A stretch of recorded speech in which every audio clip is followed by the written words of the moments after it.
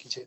सभी भक्तों का स्वागत है श्रीमद् भागवत महापुराण दूसरा स्कंद अध्याय संख्या 3 और अध्याय का नाम है 4 सृष्टि प्रकरण। इसका श्लोक संख्या 2 इस प्रकार से है। आत्मजाया सुतागार वसुद्रविण बंधुषु राज्ये च अविकले नित्यं विरूढां ममतां जहो। आत्मजाया सुतागारा वसुद्रविण बंधुषु राज्ये च अविकले नित्यं विरूढां ममतां जहा। आत्मजाया सुतागारा वसुद्रविण बंधुषु राज्ये च अविकले नित्यं विरूढां ममता जहो। आत्मजाया सुतागारा वसुद्रविण बंधुषु राज्ये च अविकले नित्यं विरूढां ममता जहो। हरे कृष्ण। हरे कृष्ण प्रभु जी। आत्मजाया सुतागारा प्रसूद्रवेण बंधुषु राज्ये च विकले नित्यं वीरूणां ममतां जहो। हरि बोल। और कोई भक्त?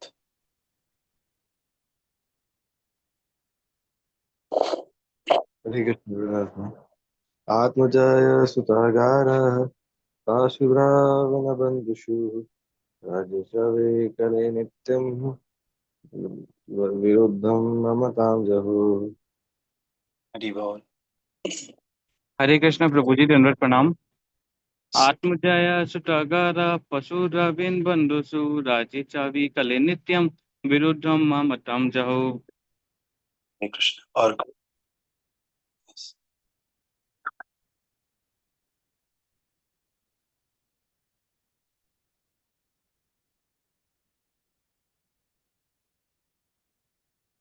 ओके।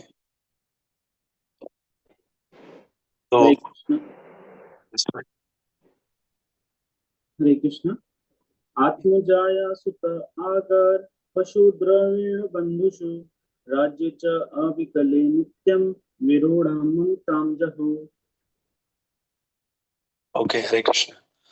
तो हमने देखा पिछले अध्याय का नाम था शुद्ध भक्तिमय सेवा।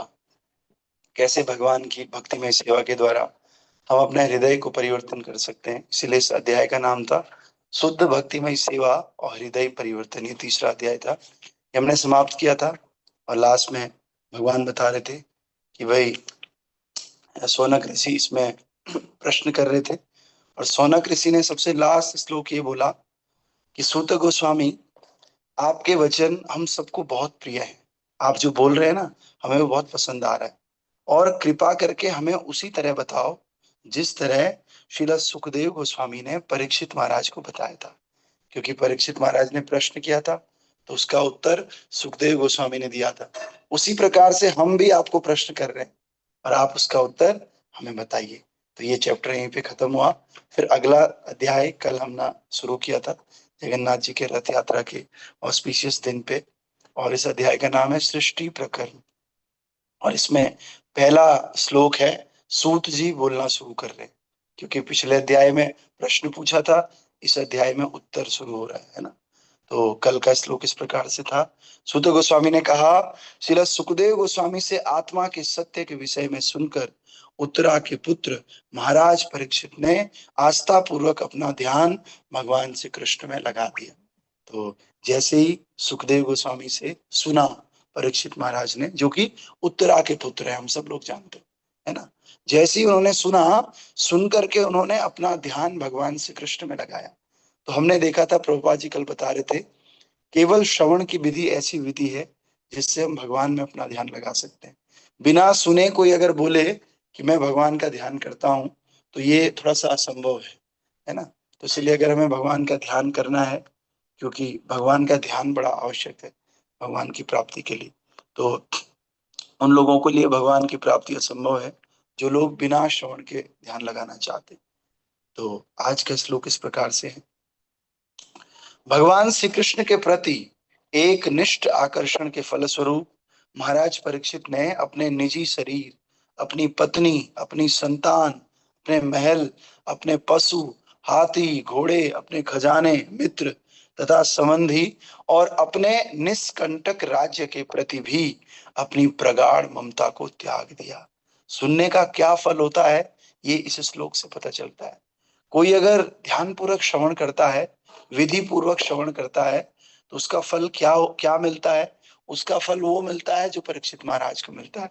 श्रवण करने से ज्ञान और वैराग्य की प्राप्ति होती है, और ज्ञान हमें भगवान के नजदीक ले जाता है, और वैराग्य इस संसार से हटा करके भगवान के चरणों में हमारे मन को लगाता है। इसीलिए ज्ञान और वैराग्य भक्ति के लिए बहुत आवश्यक है, और ये ज्ञान और वैराग्य दोनों श्रवण क्रिया से आते हैं। और ये श्रवण क्रिया जैसे सुखदेव गोस्वामी के द्वारा परीक्षित महाराज को हुई, उसी प्रकार से सोनक आदि ऋषियों को सूत गोस्वामी के द्वारा हो रही है। और सूत गोस्वामी वो वाला प्रसंग बता रहे हैं कि जब परीक्षित महाराज थे तो उन्होंने क्या किया, श्रवण का उन पे क्या प्रभाव पड़ा। श्रवण का ये प्रभाव पड़ा कि भगवान श्री कृष्ण के प्रति एक निष्ठ आकर्षण उनका हो गया। जैसे हमने कहा था पिछले अध्याय में कि जीवन का लक्ष्य है भगवान श्री कृष्ण के चरण कमलों में स्वतः ही आकर्षण उत्पन्न होना। भगवान के चरणों में आकर्षण उत्पन्न होना हमारे जीवन का लक्ष्य है। और ये आकर्षण इतनी आसानी से होता नहीं, होता भी है। लेकिन कल एक भक्त मुझे मिला तो कह रहा, प्रभु जी हाँ भक्ति तो कर रहे हैं। मैंने कहा माला? मतलब माला नहीं करता मैं, 3-4 महीने हो गए, नहीं हो पाती है माला। तो मैंने उनको कहा आप वेल विशर हो, यू आर नॉट डिवोटी, आप श्रद्धालु। तो श्रद्धालु क्या है कि हाँ कभी कभी मंदिर जाते हैं, माला वाला कभी कभी कर लिया, कभी कभी नहीं किया। लेकिन जो गुरु के बताए हुए मार्ग को विधि पूर्वक फॉलो करता है, रोज फॉलो करता है कंसिस्टेंसी के साथ, उसको बोलते हैं he is practising devotional service. ये प्रैक्टिस थोड़ी है कि आज मन आ गया चलो आज आज सुरकंडा देवी मंदिर चलते हैं, आज मन आ गया तो चलो आज इस्कॉन में चलते हैं, थोड़ा रील भी बना लेंगे, सब एक साथ हो जाएगा। This is not devotion, this is श्रद्धा कि हाँ हम भगवान को मानते हैं ना, भगवान ही सब कुछ है, और इसका पालन नहीं करना, ये है श्रद्धालु। और ऐसा नहीं है, श्रद्धालु भी धीरे धीरे धीरे धीरे जब उनके कर्म शुद्ध होते हैं तो एक दिन भक्ति पथ को फॉलो करते हैं, है ना। लेकिन वास्तव में भक्त कौन है या भक्ति को कौन फॉलो कर रहा है? जो भगवान श्री कृष्ण के चरण कमलों में आकर्षण जिसका है।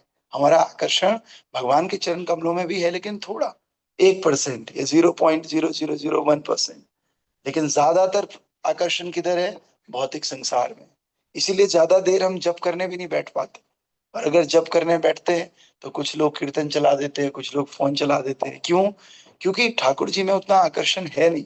बस वो हम थ्योरेटिकली समझे हैं कि ठाकुर जी की भक्ति ही सब कुछ है, इसीलिए हम डर के मारे कर लेते हैं कि भक्ति नहीं करेंगे तो क्या करेंगे। लेकिन वास्तव में आकर्षण अभी उत्पन्न हुआ नहीं। और जब आकर्षण उत्पन्न होता है तो क्या करता है आदमी? अपने निजी शरीर, अपनी पत्नी, अपनी संतान, अपने महल, अपने हाथी, घोड़े, खजाने, मित्र, संबंधी, और यहाँ तक कि जिस पोस्ट और पोजीशन को वो पकड़े हुए है उस पोस्ट पोजीशन का भी वो त्याग करने के लिए तैयार रहता है। हाँ, अगर एज ए कर्तव्य, एज ए ड्यूटी उसको करता है वो बात अलग है। बहुत सारे लोग हैं, बहुत सारे सन्यासी जिसको उनमें they are leading some positions, तो इसका मतलब ये नहीं है कि उन्होंने तो त्याग किया ही नहीं वो त्याग के साथ करते हैं, डिटैच होकर के वो सेवा को करते हैं, वो बात अलग है। लेकिन कहीं ना कहीं अगर हमारी इन सब में ममता है तो ये ममता भगवान के चरण कमलों में आकर्षण पैदा होने के बीच में एक दीवार का काम करती है। क्योंकि आकर्षण इधर है तो ठाकुर जी में कहाँ आकर्षण होगा। तो सुखदेव गोस्वामी का थोड़ा बहुत, सॉरी, परीक्षित महाराज का जो आकर्षण था भी, उन्होंने जैसे ही ये मृत्यु, सर्प रूपी मृत्यु उनके सर पर आई तो सब उन्होंने छोड़ दिया, और छोड़ करके एकमात्र भगवान श्री कृष्ण में अपना ध्यान लगाया। तो तात्पर्य भाई अर्चनीय, वंदनीय, प्रातः स्मरणीय जगत गुरु श्री प्रभुपाद जी द्वारा। श्रील प्रभुपाद की जय। तो प्रभुपाद बता रहे हैं, प्रभुपाद कह रहे हैं मुक्त होने का अर्थ है देहात्म बुद्धि से स्वतंत्र होना, जो निजी शारीरिक आवरणों तथा शरीर से संबंधित प्रत्येक वस्तु तथा पत्नी, संतान और अन्य सारी झंझटों के प्रति भ्रामक आसक्ति है। मनुष्य अपने शारीरिक आराम के लिए पत्नी का चयन करता है और इसका परिणाम होता है संतान का जन्म। पत्नी तथा संतान के लिए फिर निवास स्थान की आवश्यकता होती है और इस तरह घर बनाने की आवश्यकता पड़ती है। फिर घोड़े, हाथी, गाय तथा कुत्ते, ये सब घरेलू पशु हैं और गृहस्थु हेतु सामान के तौर पर इन सबको रखना होता है। आधुनिक सभ्यता में घोड़ों तथा हाथियों का स्थान पर्याप्त शक्तिशाली कारों तथा वाहनों ने ले लिया है। अब देखो शुरू शुरू में क्या होता है, हमें लगता है प्रभु जी गृहस्थ में जाना है, पत्नी आएगी, दोनों मिलके जो है हमारे लिए रोटी बनाएगी, सब्जी बनाएगी, खाना बनाएगी, कपड़े धो के देगी, साफ सफाई करेगी पत्नी, और हमारा भजन बढ़ेगा। आहा, हमें कितना आराम मिलेगा। आराम के लिए जो है गृहस्थ में जाता है व्यक्ति, पत्नी का चयन करता है। लेकिन क्या होता है फिर, अब पत्नी आ गई, समस्या बढ़ गई। धीरे धीरे पत्नी आ गई तो बच्चे भी आ जाएंगे, बच्चे भी आ गए, उनको रहने के लिए घर भी चाहिए। अब रहने के लिए घर चाहिए तो और साथ सामान भी चाहिए। पहले के जमाने में तो हाथी घोड़े चाहिए होते थे, अब अकेले तो आप कैसे भी चले जाओ, बीवी बच्चों को लेके फिर गाड़ी भी चाहिए, स्कूटर चाहिए, बाइक चाहिए, कभी कभी फोर व्हीलर भी चाहिए, है ना। धीरे धीरे बच्चों के एडमिशन है, फीस है, पढ़ाई है। उसने तो सोचा था मैं आराम से रहूंगा, आराम से रहने के लिए तो वो ग्रस्त में आया, लेकिन क्या हो गया, वो फंसता चला गया, फंसता चला गया, है ना। तूने सोचा था भोग मैं भोग करूं, पर भोग ही तुझको भोग गए। जिन्हें अपना बनाया था तूने, शमशान में छोड़ के लौट गए। दुनिया तो तेरी बन न सकी, भगवान को अपना बना ना सका। तेरा लोक गया परलोक गया, सुख मानव तन का तो पा ना सका, है ना। तो क्या हुआ, तूने सोचा था मैं तो जाऊंगा और भोग करूंगा मैं, लेकिन उल्टा हो गया। ये भोग ही तुझको खा गए, और जिनको तू अपना अपना कह रहा था, लास्ट में हुआ क्या, दे केम विद यू टिल शमशान। बस वो शमशान तक आए तो मैं जला के वापस आ गई, कौन अपना कौन पराया, है ना। तो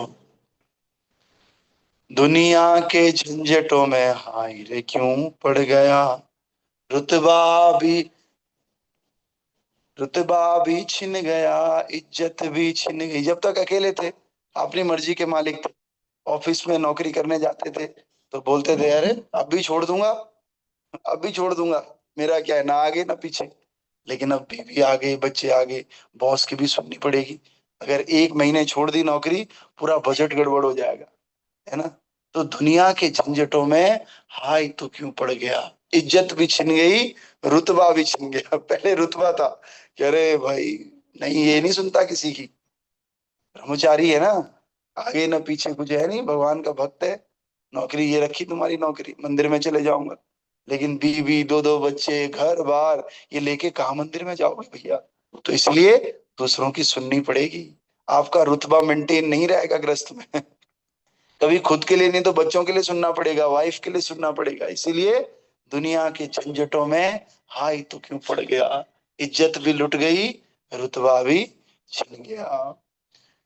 तो अब क्या करें, कर ले भजन श्री कृष्ण का, ये काम आएगा। भगवान श्री कृष्ण का भजन कर ले, ये काम आएगा। ये दुनिया, ये दौलत सब यही रह जाएगा, दुनिया दौलत धन ये सब यही रह जाएगा। अब हम फंस गए हैं तो क्या करें, भगवान का भजन करो, है ना। फिर कह रहे हैं कि गृहस्थी को चलाने के लिए अपनी बैंक पूंजी भी बढ़ानी पड़ती है, और खजाने के विषय में सतर्क भी रहना पड़ता है कि कौन सी योजना आ रही है, किसमें सेविंग ज्यादा है, इंटरेस्ट किसमें ज्यादा मिल रहा है ना। तो ये सब गृहस्थी को सोचना पड़ता है, और जब ये सोचेगा तो भाई भजन उतनी तीव्रता के साथ नहीं होगा। फिर कह रहे हैं, भौतिक संपत्ति के ऐश्वर्य प्रदर्शन हेतु मनुष्य को अपने मित्रों तथा संबंधियों के साथ अच्छे संबंध बनाए रखने हेतु होते हैं, तथा साथ ही अपनी स्थिति यथारूप बनाए रखने हेतु सजग भी रहना पड़ता है। गृहस्थी में आगे तो क्या बोलते हैं, भैया गृहस्थ हो, उनकी शादी में जाना तो पड़ेगा, आप खाना मत। लेकिन ऐसा नहीं होता, हम तो गृहस्थ में है ना, तो नाते रिश्तेदार, वाइफ की तरफ के अलग, अपनी तरफ के अलग। जैसे ही आप गृहस्थ में जाते हो, आपके बड़े बड़े रिश्तेदार इकट्ठे हो जाते हैं, है ना, और फिर आपको उनको भी ध्यान देना पड़ता है। और प्रभुपाद जी बता रहे हैं, समाज में अपनी आइडेंटिटी को भी बनाए रखना पड़ता है, स्टैंडर्ड को, कि फलाना क्या सोचेगा, इसने तो 2100 रुपए दिए थे, मुझे 2200 तो देने पड़ेंगे ना। तो बैंक बैंक बैलेंस बढ़ गया, बैंक बैलेंस खत्म होता गया। तो ये सब स्टैंडर्ड भी गृहस्थ में मेंटेन करने पड़ते हैं। अब आप क्या सोच रहे हो, ये सब स्टैंड करते बीच कोई अपनी आसक्ति को त्याग पाएगा? बड़ा मुश्किल होता है। इसीलिए हम सबको क्या करना चाहिए? गृहस्थी में रहते हुए भगवान का भजन एक निष्ठ भाव से करना चाहिए। ये ऐसी ताकत पैदा करता है कि दुनिया के सब झंझटों से हम निकल जाते हैं और निकल करके एकमात्र भगवान श्री कृष्ण के चरण कमलों में हमारा भाव प्रकट होता है। तो इसीलिए कह रहे हैं भौतिक संपत्ति, भगवान श्री कृष्ण, इसे भौतिक आसक्ति की भौतिक सभ्यता कहते हैं। भगवान श्री कृष्ण की भक्ति का अर्थ है समस्त भौतिक आसक्तियों का निषेध, जिनका ऊपर विस्तार से वर्णन हुआ है। भगवान श्री कृष्ण की कृपा से महाराज परीक्षित को समस्त भौतिक सुविधाएं तथा निष्कंटक राज्य प्राप्त था, जिससे वे राजा की अविचल स्थिति को भोग सके। लेकिन भगवान की कृपा से उन्होंने भौतिक आसक्ति से सारे संबंध तोड़ लिए। विशुद्ध भक्त की ऐसी ही स्थिति होती है। भगवान के भक्त तथा भगवान के प्रति सहज प्रेम होने के कारण महाराज परीक्षित भगवान की ओर से सदैव अपने राज्य के कर्तव्यों को संपन्न कर रहे थे और उत्तरदायी राजा की तरह वे सतर्क थे कि उनके राज्य में कली का प्रवेश ना होने पाए। भगवान के भक्त कभी भी अपने घर की वस्तुओं को अपना नहीं मानते, अपितु प्रत्येक वस्तु को वो भगवान की सेवा में समर्पित कर देते हैं। फलस्वरूप भक्त की देख रेख में जीवों को ईश्वर अनुभूति का अवसर प्राप्त हो गया। तो हम में से ज्यादातर लोग गृहस्थ हैं और कहीं ना कहीं जो सेइंग्स में बोल रहा हूँ, दुनिया के झंझटों में हाय तो क्यों पड़ गया, हम लोग पड़ गए हैं दुनिया के झंझटों में, है ना। इज्जत भी चले गई, रुतबा भी चले गई। तो अब हमें क्या करना है? प्रभुपाद जी कह रहे हैं कैसे हम बच सकते हैं, क्योंकि भगवान चैतन्य महाप्रभु कहते हैं कि वा न्यासी कि वा विप्र शूद्रा केने नाय जेई कृष्ण तत्ववेता से ही गुरु होय। तो वो कह रहे हैं गृहस्थ भी गुरु बन सकता है भैया। तो कैसे? फिर कह रहे हैं आप एक काम कर लो, अगर आप झंझटों में पड़ गए हो और बचना चाहते हो, गृहस्थी में रह के भी भगवान के धाम जाना ही चाहते हो, तो फिर आप क्या करो, आप जो भी आपके पास है आप उसे भगवान का समझो। आप समझो ये बच्चा, ये बीवी, ये मेरा घर, ये बार, ये सारा कृष्ण का है। बस मुझे इसकी कृष्ण की सेवा में लगाना है किसी तरह। कैसे कृष्ण की सेवा में लगता है? आप सुबह उठ करके पहला काम भगवान की भक्ति होना चाहिए। नहा धो करके गृहस्थों के घर में डिटीज होने चाहिए। डिटीज नहीं भी है, लेमिनेशंस भी हैं, तो उठ करके ठाकुर जी को प्रणाम करो। प्रणाम करके उनकी आरती करो, जपा करो, ग्रंथ पढ़ो, अपने गुरु और शिला प्रभुपाद जी को आरती करो, उनके अनुसार जीवन जियो जो वो बोलते हैं। बीच बीच में भक्तों का संग करो, डोनेशन करो, ये सब गृहस्थों का कर्तव्य है। जब ये सब करते हैं गृहस्थ, तब जाकर के वो गृहस्थ बचे रहते हैं। तो वो नारायण को सब कुछ समझते हैं और फिर भगवान की सेवा में अपने आप को समर्पित कर देते हैं और फलस्वरूप भक्त की देखरेख में जीवों को ईश्वर अनुभूति का अवसर प्राप्त होता है। और जब किसी भक्त के अंडर में हम रहते हैं, किसी भी एक भक्त को समझ लो कि प्रभु जी आपके अंडर में हम हैं, आप बताइए क्या करना है। वो भक्त बोले चलो अपने घर में हाउस प्रोग्राम करवाओ एक दिन, तो ठीक है प्रभु जी आप बताओ कैसे कैसे करना है, मेरी स्थिति ये है और इतना इतना मैं खर्च कर सकता हूँ, तो आइए आप लोग फिर एक दिन घर पे। बस वो भक्त बोले चलो यार 16 थोड़ा कम हो रहा है, 18 माला कर लो, 2 और बढ़ा लो प्लीज। तो बस उसके हिसाब से चलो 18 माला कर लो। वो भक्त कह रहा है कि चलो तुम लोग थोड़ा जप लेट में करते हो, पहले जप कर लो फिर मंगल आरती कर लो वैसा। अगर हम एक भक्त की देख रेख में अपने घर को और अपने जीवन को चलाते हैं, तो फिर गृहस्थ में रहते हुए भी हम भगवान के धाम को जाते हैं। क्योंकि हमने कल भी कहा था भगवान की प्राप्ति करना भगवान का डिपार्टमेंट नहीं है, भगवत प्राप्ति भक्तों की कृपा से होती। तो जब तक हम किसी एक भक्त को या भक्तों के किसी एक समूह को समर्पित नहीं है, तब तक हमारी प्रगति होना मुश्किल है। इसीलिए भक्त के बस में है भगवान, भगवान वही करेंगे जो भक्त चाहेंगे। तो इसलिए हम सबको किसी न किसी भक्तों के एक समूह के साथ भक्ति करनी चाहिए और उनके साथ उनकी देख रेख में जैसा जैसा वो बोले। और कभी भी जो भक्त होते हैं ना, जो डिवोटीज सीनियर डिवोटीज होते हैं, वो आपको जो आज्ञा देते हैं वो आपकी योग्यता के अनुसार देते हैं। तो वो आपको ये नहीं बोलेंगे आप कल 1 करोड़ रुपए दान कर दो, 1 करोड़ है ही नहीं, कहाँ से करेंगे, 1 लाख रुपए भी नहीं है। तो वो उतना बोलेंगे जितनी आपकी सामर्थ्य है। इसलिए आपको ऐसा डरना नहीं है कि यार भक्त के अंडर में कहीं उन्होंने ऐसा कुछ बोल दिया तो, इसलिए मैं पीछे पीछे रहता हूँ, है ना। एक बार हम ट्रेन में जा रहे थे, तो एक भक्त मेरी वाली बोगी में नहीं बैठ रहा है, दूसरी बोगी में बैठ रहा है।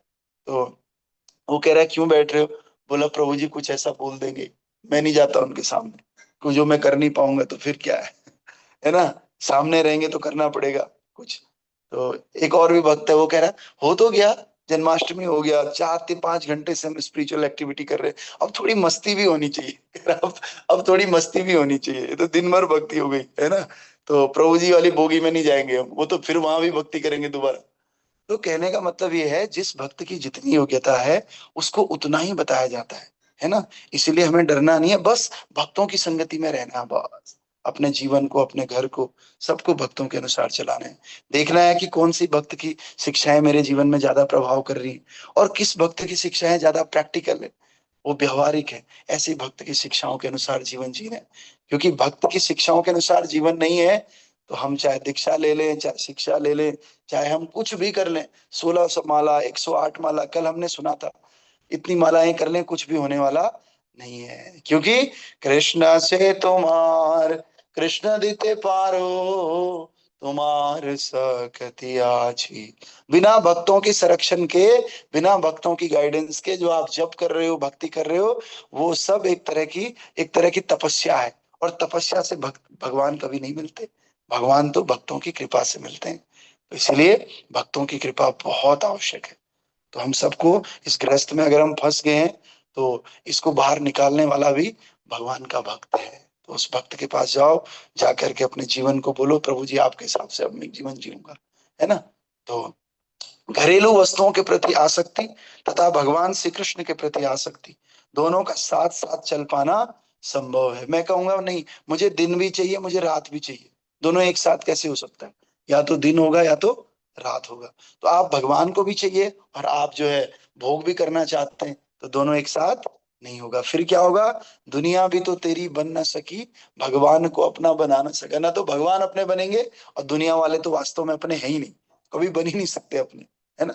तो इसलिए इन दोनों का चल पाना बड़ा असंभव है साथ साथ में। एक आसक्ति अंधकार का मार्ग है, तो दूसरी आसक्ति प्रकाश का मार्ग है। एक दिन है तो एक रात है।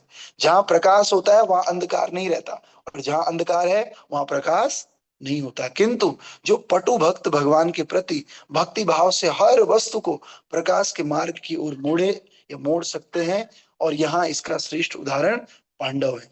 महाराज युधिष्ठिर तथा उन्हीं की तरह के सारे गृहस्थ अपनी समस्त तथाकथित भौतिक संपत्ति को भगवान की सेवा से जोड़कर हर वस्तु को प्रकाश की ओर मोड़ सकते हैं। किंतु जो प्रशिक्षित नहीं है, अथवा जो हर वस्तु को भगवान की सेवा में नहीं लगा सकते, उसे सारे भौतिक संबंधों का परित्याग करना चाहिए। कह रहे पांडव भी तो गृहस्थ थे, लेकिन पांडव भगवान के सबसे अच्छे भक्त हैं। हम गृहस्थ हैं, गृहस्थ होने से हम वो नहीं कर सकते जो बाकी लोग कर सकते हैं, ऐसा नहीं सोचना चाहिए। हमारे शास्त्र उदाहरणों से भरे हुए हैं। पांडव भी गृहस्थ थे, लेकिन एक आर्ट है। क्या आर्ट है? कि अपनी गृहस्थी के जितने भी भोग के साधन हैं उन सबको भगवान से कनेक्ट कर देना। बस ये आर्ट अगर किसी को आता है तो गृहस्थ में रहते हुए भगवान की प्राप्ति कर सकता है। पांडवों की तरह, अम्बरीश महाराज की तरह, बलि महाराज की तरह, अन्य अन्य कई सारे उदाहरण है ना। तो कह रहे हैं लेकिन जिसको ये नहीं आता ना, उसको सारे भौतिक संबंध तोड़ देने चाहिए। जिसको गृहस्थ में रह के भगवान से प्रेम करना या भगवान से कनेक्ट होना नहीं आता है, उसको तोड़ देना चाहिए सारे संबंध। दूसरे शब्दों में, तभी वो भगवान की महिमा के श्रवण तथा कीर्तन का पात्र बन सकता है। दूसरे शब्दों में, जिसने महाराज परीक्षित की तरह श्रील सुखदेव गोस्वामी जैसे योग्य व्यक्ति से भागवतम का एक दिन भी निष्ठा पूर्वक श्रवण किया है, वो भौतिक वस्तुओं के प्रति समस्त ममता को छोड़ने में समर्थ होता है। तो हम ये भागवतम क्यों कर रहे हैं? रोज भागवतम इसीलिए कर रहे हैं कि भाई एक ना एक दिन हम इसको सुन सुन के श्रवण करके हम इस भौतिक ममता को त्याग देंगे, और एक आर्ट को सीखेंगे कि किस प्रकार से हम अपने पूरे गृहस्थ जीवन को भगवान की तरफ जोड़ सकते हैं और भगवान की प्राप्ति कर सकते हैं। महाराज परीक्षित का अनुकरण मात्र करने और व्यवसायिक व्यक्ति से श्रीमद् भागवतम का 700 वर्षों तक भी श्रवण करने से कोई लाभ नहीं हो सकता है। और खाली अगर हम महाराज परीक्षित ने जो किया वो कर दिया, और बाकी एक प्रोफेशनल आदमी को बुलाया, पंडित जी को, और पंडित जी ने 7 दिन की भागवतम कथा करी, और कह रहे हैं ऐसी भागवतम अगर आप 100 सालों तक भी करोगे, 700 सालों तक, बोला कोई लाभ नहीं होगा। श्रीमद् भागवतम को पारिवारिक खर्च चलाने हेतु साधन बनाना भगवान के चरणों पर सबसे भोंडा नाम अपराध है। सर्व शुभ क्रिया साम्यम अपि प्रमाद। जो क्या कर रहा है प्रोफेशनलिटी के लिए, पैसे कमाने के लिए भागवतम सुना रहा, कह रहे हैं वो तो भगवान के चरणों में सबसे बड़ा अपराध है। उसने कथा को एक तरह से बेच दिया। इसलिए हम लोगों को कहीं भी नहीं जाना चाहिए कथा सुनने के लिए। हाँ भागवतम हो रही है जी, कितने लिए व्यास जी ने? नहीं ज्यादा नहीं, उन्होंने तो 15 लाख लिए हैं। हाँ है ना। हाँ 6 हमने पहले दिए, 7 हमने बाद में दिए, है ना। ऐसी सी बातें होती है। तो कह रहे हैं ये ठीक नहीं है, ऐसे व्यक्ति से कथा सुननी ही नहीं चाहिए। ऐसे व्यक्ति से सुननी चाहिए जिसका उद्देश्य पैसा कमाना नहीं है, जिसका उद्देश्य केवल अपने जीवन को सफल बनाना और साथ साथ दूसरे के जीवन को भी सफल बनाना है ना। तो इस प्रकार से आज का संदेश क्या है कि जो गृहस्थ जीवन है ये बहुत बड़ा जंजाल है, और इस जंजाल में भगवत प्राप्ति करना बहुत डिफिकल्ट है। इसीलिए अगर हम सबको गृहस्थ में रहते हुए भगवान की प्राप्ति करनी है तो एक ही चीज है कि हम अपनी गृहस्थी की सारी साध सामग्री को भगवान से कनेक्ट करें, है ना। और कनेक्ट करने का एक ही तरीका है, भक्तों के माध्यम से। किसी एक भक्त से जुड़ जाए, किसी भक्तों के समूह से जुड़ जाए और उनके अनुसार भक्ति करें, उनकी शिक्षाओं के अनुसार भक्ति करें, तो गृहस्थ जीवन सफल हो सकता है। वरना गृहस्थी ऐसा भंवर है, ऐसा दलदल है, प्रहलाद महाराज कहते हैं अंधकूपा, बड़ा कुआं है, इतना बड़ा कुआं है जहां से निकलना बहुत मुश्किल है। और हमें ऐसा लगता है 4 माला हमने फेर ली, अरे हम तो भक्ति तो कर ही रहे हैं हम गृहस्थ में भी। नहीं, भक्ति बहुत बड़ी चीज है, बहुत रेगुलर चीज है ना। ऐसी छोटी मोटी चीज नहीं, 4 दिन क्लास ज्वाइन कर दिया, 2 माला कर दिया खटखट, बस थोड़ा सा और काम भी कर लिया, 7 माला भी खटखट कर रहे हैं, अरे हम तो प्रभु जी बहुत भक्ति कर रहे हैं। नहीं, किसी भक्ति के निर्देशन में जब तक हम नहीं है पूरी तरह, तब तक वो भक्ति, किसी को रिपोर्टिंग नहीं है, किसी को साधना नहीं है कि भाई तुम किसको रिपोर्टिंग कर रहे हो, कोई लेना देना ही नहीं है, अपना स्वतंत्र जीवन चल रहा है, तो भक्ति ऐसे नहीं होती है ना। तो आज का संदेश ये है कि अगर हमने गृहस्थ जीवन में रह करके भी भगवत प्राप्ति करनी है तो हम भक्तों का सहारा लें, भक्तों को अपना जीवन समर्पित कर दें और अपने घर बाल बच्चे इन सबको समझे कि ये भगवान की संपत्ति है और भगवान ने मुझे जिम्मेदारी दे रखी क्योंकि मैं पिताजी हूँ। और भगवान ने कहा लो ये मेरे बच्चे हैं, तुमने देखने हैं जीवन में और इनको भी मेरी तरफ लाना है। बस ये एक अंडरस्टैंडिंग है। इसके साथ अगर हम भक्ति करते हैं तो बस हमारा जीवन सफल है। ऐसा नहीं करते हैं तो फिर वही, फिर अगला जन्म, अगला अगला अगला अगला करते रहो, है ना। तो हमें बहुत सीरियसली भक्ति की शिक्षाओं को लेना होगा। और जो सुबह का प्रोग्राम है ये जानबूझ के गृहस्थों के लिए डिसाइड किया हुआ है, ज्यादा बड़ा है नहीं, थोड़ा सा भागवतम का एक श्लोक है, मंगला आरती है, 2-4 माला जप है, ये करके एनर्जेटिक रहना है। तो एक प्रभु जी को मैं सुन रहा था, तो प्रभु जी बता रहे हैं कि भगवान आप 108 माला कर दो, आप कई सारी माला कर दो, लेकिन एक दिन एकादशी के दिन दूसरे दिन फिर से ऐसी होगी। कह रहे भगवान उससे खुश नहीं होते। भगवान अगर रोज आप 4 ही माला कर रहे हो, लेकिन रोज कर रहे हो, कितने साल से? बोला 10 साल से। और महाराज भी बताते हैं अगर आप 3 साल तक रोज किसी काम को करते हो, 3 साल तक, ज्यादा टाइम नहीं चाहिए, तो आपके अंदर के दोष सारे खत्म हो जाते हैं। मान ले किसी को बीड़ी पीने की आदत है, नहीं छूट रही हो बीड़ी पीने की आदत, वो अगर 3 साल तक भगवान की भक्ति करे किसी भक्त के अंडर में, तो 3 साल बाद उसकी बीड़ी की बीमारी खत्म हो जाएगी। बीड़ी बीमारी तो मैं छोटी कह रहा हूँ, ऐसी बहुत सारी बीमारियां होती हैं जो हम बता नहीं सकते।